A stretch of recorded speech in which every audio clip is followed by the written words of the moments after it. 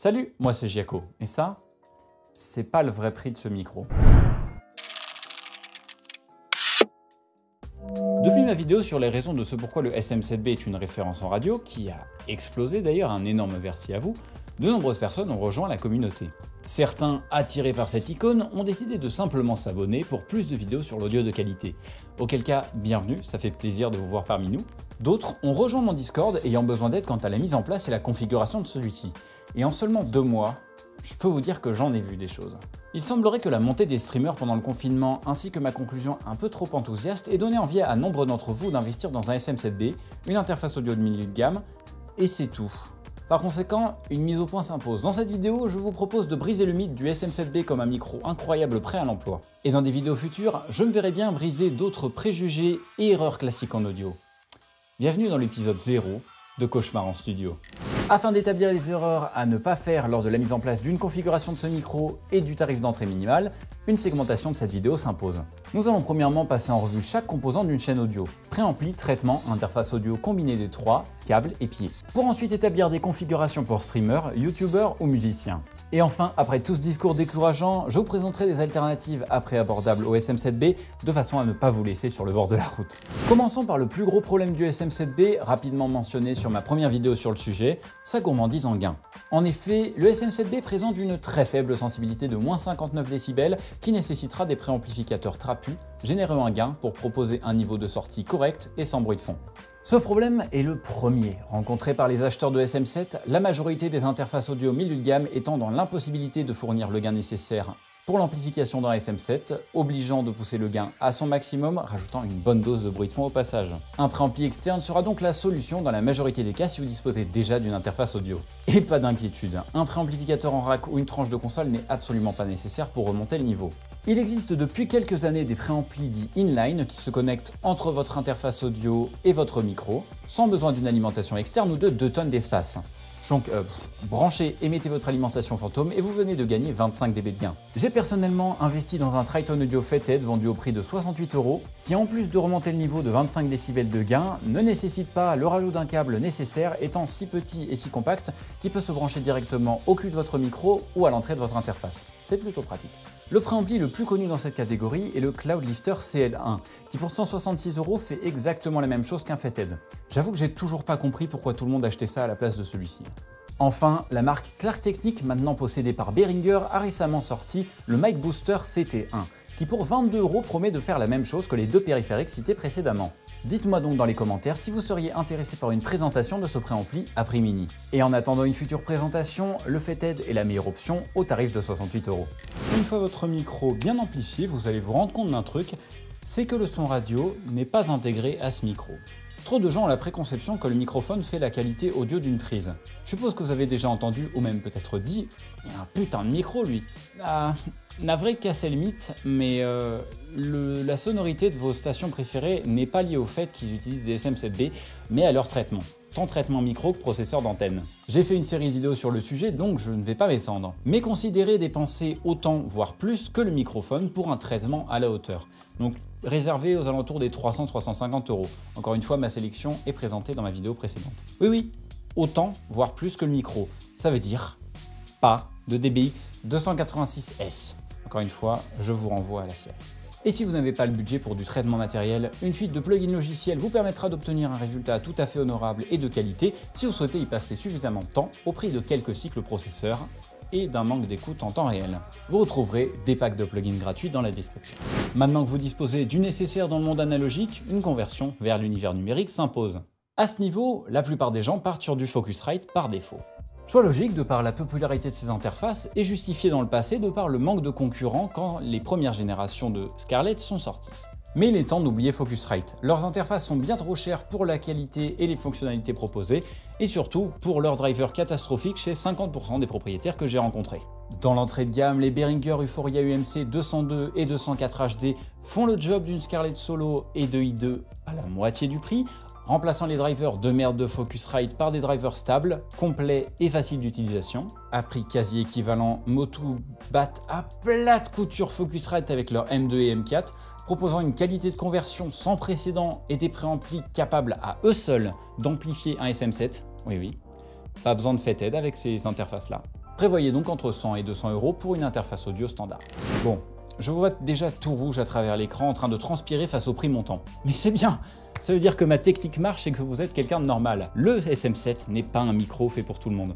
En fait, pour faire un parallèle, avoir un SM7B, c'est comme faire un gosse. On ne sait pas toujours dans quoi on se lance, ça demande beaucoup de responsabilités, on en apprend beaucoup et on dépense beaucoup d'argent pour en faire quelque chose de bien. Et parfois ça vaut la peine. Et si vous souhaitez malgré tout assumer les responsabilités sans avoir le budget, l'industrie audio a heureusement inventé un combiné préampli de qualité, traitement audio et interface audio. Dans l'entrée de gamme, la Yamaha AG03 comprend préampli de qualité, pas suffisant pour amplifier complètement un Shure SM7, pensez quand même au Fathead avec celle-ci, compresseur pleinement réglable, égaliseur paramétrique 5 bandes, reverb de qualité, tout ça pour 119 €. Donc de quoi assurer un son de qualité sans vous faire engueuler par votre banquier. Pas mal. Dans le haut de gamme, le TC Lycon Go XLR comprend préampli capable d'amplifier un SM7B à lui seul, compresseur, DSeur, égaliseur, vocodeur, réverbeur et j'en passe. Sans oublier les capacités de gestion physique de vos niveaux grâce au fader motorisé. Pour 350 €, vous êtes paré. Cependant, un prix plus cher ne veut pas forcément dire mieux faire. Et après avoir réglé les Go XLR de nombreuses personnes, j'étais un peu déçu de la palette de réglages proposée. L'égaliseur manque d'un mode paramétrique, le gate sonne toujours un peu sec et découpe les fins de phrase, et le compresseur est difficile à régler, manquant d'un affichage de réduction de gain. Également, vous pourrez remarquer que je n'ai pas mentionné le Go XLR Mini. Le Go XLR Mini ne comprend pas le préampli sous stéroïde dont disposait son grand frère, ainsi que de la capacité de traitement égale. Remplaçant cela par un préampli standard, et vous pouvez dire bye bye au DSeur et à la moitié de vos bandes d'égaliseurs. Pour un SM7B, c'est un peu triste de perdre toutes ces expressivités. Donc pour moi, c'est à éviter. Ça n'en est pas pour autant un mauvais produit, mais ça ne mérite pas un SM7B en entrée. Passons maintenant aux choses un peu plus oubliées, en commençant par le pied. Et oui, j'en avais parlé dans mon autre vidéo sur le sujet, le SM7B est un joli bébé.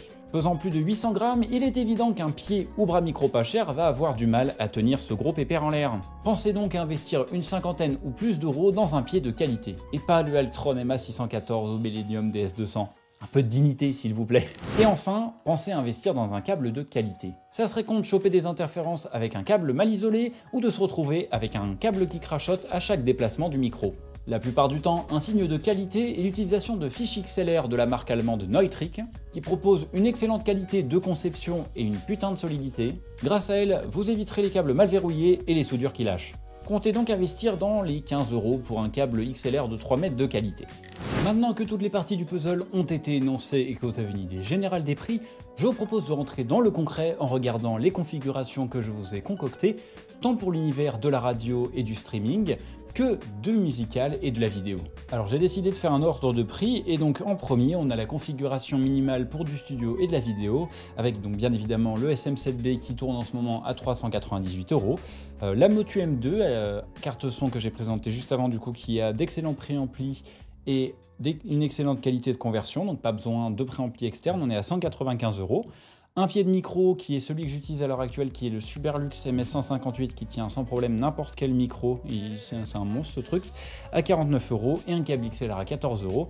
Donc on se retrouve à un total de 656 € pour la configuration la moins chère pour obtenir un SM7 avec une vraie qualité, nécessitant cependant traitement en post-production. La configuration minimale pour du stream, ce qui exige donc un traitement en temps réel, commence avec le SM7B à 398 €, préamplifié par un Triton Audio Fathead à 68 €, une Yamaha AG03 qui permettra du coup de traiter non seulement le micro mais aussi de faire le con avec des effets à 119 €, un Blue Compass, un bras micro solide et de qualité que je présenterai dans 2 mois quand il sera nouveau en stock à 108 €, également un câble XLR de 3 mètres à 15 €, ce qui nous fait un total de 709 € pour la configuration minimale pour du stream avec traitement, effet et préamplification. Ensuite, pour une configuration plus avancée pour du stream, on reprend le SM7B, ce qui nous fait déjà 398 €, accompagné par un TC Lycon Go XLR complet à 350 €, le Blue Compass à 109 € et un câble XLR de 3 mètres à 15 €, ce qui nous fait un total de 872 €. Ensuite, pour une configuration studio et vidéo plus avancée, on retrouve bien évidemment le SM7B à 398 €, mon pied de micro, encore une fois le MS158 qui fait l'affaire dans n'importe quelle condition à 49 €, mon câble XLR de 3 mètres à 15 € et une interface audio SSL 2+ au prix de 300 € qui vous permettra de connecter 2 casques afin d'avoir des mix différents pour le mixeur et pour l'artiste, des enceintes, un autre micro et de disposer d'un bouton permettant d'émuler les consoles très chères de la marque utilisées en studio depuis des milliers d'années. j'exagère un peu, mais il sonne très très bien. Ce qui nous fait donc un joli total pour une configuration avancée style studio à 761 €. Et enfin, pour la rigolade, je vous propose de suivre une configuration radio tarée, un petit peu comme celle que j'ai, avec en premier le SM7B à 398 €, un Blue Compass pour le tenir, une FX Channel pour le traiter et l'amplifier, un câble XLR à 15 balles bien entendu, un câble jack à 10 € pour connecter la tranche de console à l'interface audio et comme interface audio une Motu M4 à 258 € qui comparé à la M2 vous permet en plus de sélectionner la quantité d'écoute au casque par rapport à la quantité de son PC, ce qui est toujours pratique. Ce qui nous fait un joli total à 1675 €. Oui, ça fait mal, mais moi je suis pas aussi fou. Bon. Maintenant qu'on a fait le tour des tarifs et des configurations que je vous ai concoctées et que vous avez compris que le SM7 et les configurations audio en général c'était plus qu'un micro, quelles sont les alternatives pour alléger le poids qui pèse actuellement sur votre portefeuille? L'alternative la moins chère est le Rode PodMic qui pour 115 € fait 80% du son et du travail du SM7B sans le besoin de préampli trapu. Cependant, vous n'aurez pas le grave infini du SM7 et la possibilité d'altérer la réponse en fréquence avec les deux interrupteurs, mais c'est déjà un excellent point de départ, sachant qu'il fait 80% du boulot du SM7 et que la réponse dans l'aigu est très similaire. Pour 75 € de moins que le SM7B à 325 €, l'Aston Microphone Stealth tente de concurrencer celui-ci en proposant et en intégrant un préampli micro et la possibilité de gérer la réponse en fréquence avec une bague en fonction de la source. Cependant, le son est totalement différent de celui du SM7, on aime ou on n'aime pas. Mais c'est une alternative innovante et moins chère que son concurrent par-dessus le marché. Et enfin, pour 25 € de moins à 375 €, le Rode Broadcaster remplace la capsule dynamique du SM7 et des micros cités précédemment par une capsule à condensateur large membrane, éliminant ainsi le besoin de préampli costaud et proposant une qualité, une restitution des aigus et une clarté infinie. À en juger par les exemples que j'ai entendus, c'est le micro dans les alternatives que j'ai présentées qui permettrait d'obtenir ce son et cette air caractéristique de vos stations de radio avec un minimum de traitement. Néanmoins, faites attention à la prise des réverbérations de votre pièce, vu que c'est un large membrane, je vous renvoie à ma vidéo précédente. Voilà, nous en arrivons à la fin de cette vidéo censée tirer la sonnette d'alarme sur les achats compulsifs du SM7B. J'espère non seulement que celle-ci vous a plu, mais qu'elle vous invitera donc aussi à reconsidérer l'achat de ce microphone. Et si vous souhaitez malgré tout investir dans ce bestiau, ça n'en reste pas pour autant un excellent micro. Pensez juste à tenir les responsabilités et les investissements qui en découlent. Vous retrouverez bien entendu toutes les configurations, les alternatives et les plugins que j'ai cités dans la description de cette vidéo, ainsi qu'un lien vers mon serveur Discord si vous avez besoin d'aide quant à la mise en place et la configuration de votre son en l'échange d'une petite rémunération. Tout est indiqué dans celui-ci. Voilà. J'espère donc que cette vidéo vous a plu, si c'est le cas n'hésitez pas à l'aimer, à la partager avec des amis qui disposent d'un SM7B et ont l'impression de s'être trompés, ou à des gens qui auraient envie de l'acheter et dont vous voulez prendre soin, à donner votre avis et à poser vos questions dans les commentaires. Je le dis et je le répète, si vous avez besoin d'en aide plus avancée, à rejoindre mon serveur Discord dans la description, vous aurez toutes les informations nécessaires concernant l'aide que je peux vous fournir et les tarifs sur celui-ci. À me suivre sur Twitter ou Facebook pour être informé des futures publications, diffusions et réalisations. À me suivre sur Twitch pour visionner les futures diffusions, je stream tous les mercredis et vendredis soirs de 21h30 à 23h30. Et à vous rendre sur YouTube de façon à supporter la chaîne en regardant quelques pubs ou en faisant un non direct. En vous remerciant tous de votre visionnage, je vous dis à bientôt pour un prochain stream ou une prochaine vidéo. Salut, c'était Giaco.